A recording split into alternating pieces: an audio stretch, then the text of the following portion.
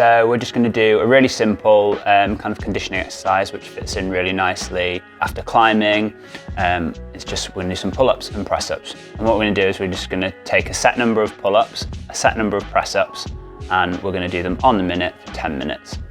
Really simple, good workout for your big muscles. So especially if you've been using your fingers during your climbing session, small holds or even fingerboarding, this is going to work completely different muscles. We're also going to have a look at the kind of form points of a good pull-up and a good press-up. Because you're going to be doing quite a high volume of them, you really want to make sure that your form is good and that the way you do your pull-ups allows you to do good form. So whether that's use a bit of assistance for your pull-ups using a band, whether that might be that you do your press-ups on your knees, so you need to work out your level.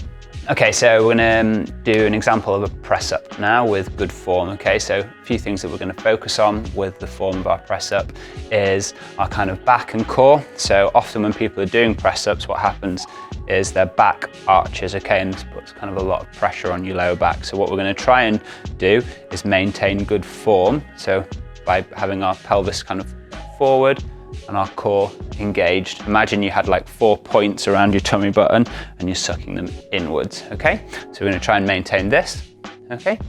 And then the other point we're going to now try and do is keep our elbows quite close to our side, okay? Not being like really strict here, but we don't want them winging out like this. This puts kind of undue pressure onto our kind of shoulders.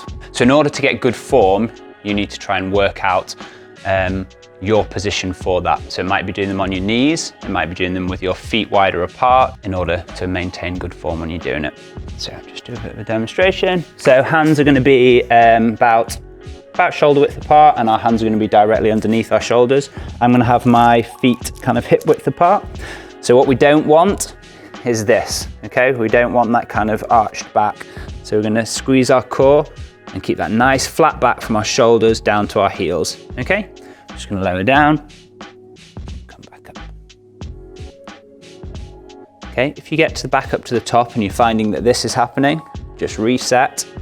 So squeeze your core, pelvis forward, and just carry on, okay? Again, you can do it on your knees if you want to make it a little bit easier, but we still don't want this to happen. We still want to keep that core engaged, okay, and keep our elbows in. We're going to look at the form of your pull-ups now. So what we're going to do in this is try and work the full range of our pull-up.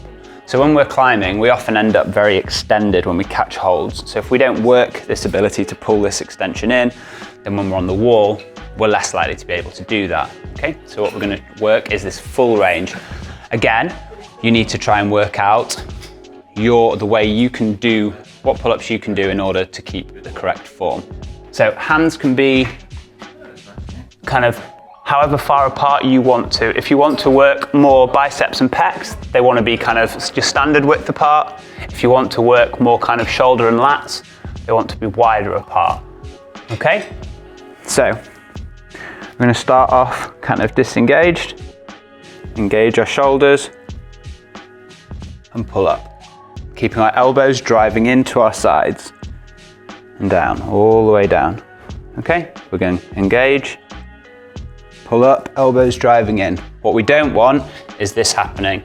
Our elbows coming out and our shoulders chicken winging. And this, as that's going to put undue pressure again around your shoulders.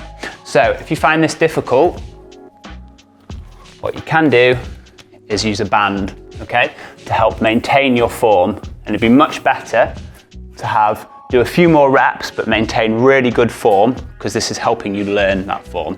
So what we're going to do is you can put your foot in the band. This time let's do a wider pull up just to show. Okay, so we're going to do the same. Engage and pull up. And the band is just giving us a bit of assistance at that point that you find difficult. So what we're going to do is now just go through kind of one set of this.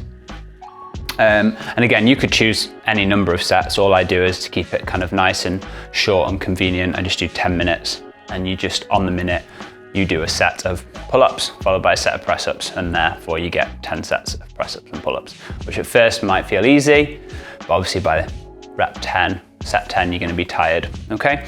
So what I'm gonna do is, I'm just gonna do 5 pull-ups, and then I'm actually gonna double the press-ups today, so I'm gonna do 10 press-ups, okay? So I'm gonna start my clock going, okay?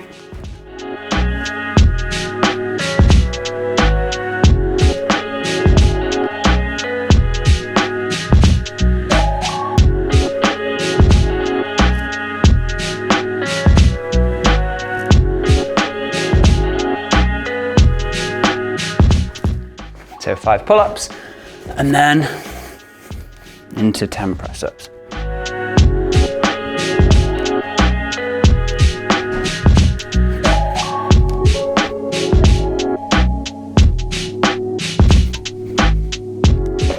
Cool, and I have 20 seconds, and then I've got to start again.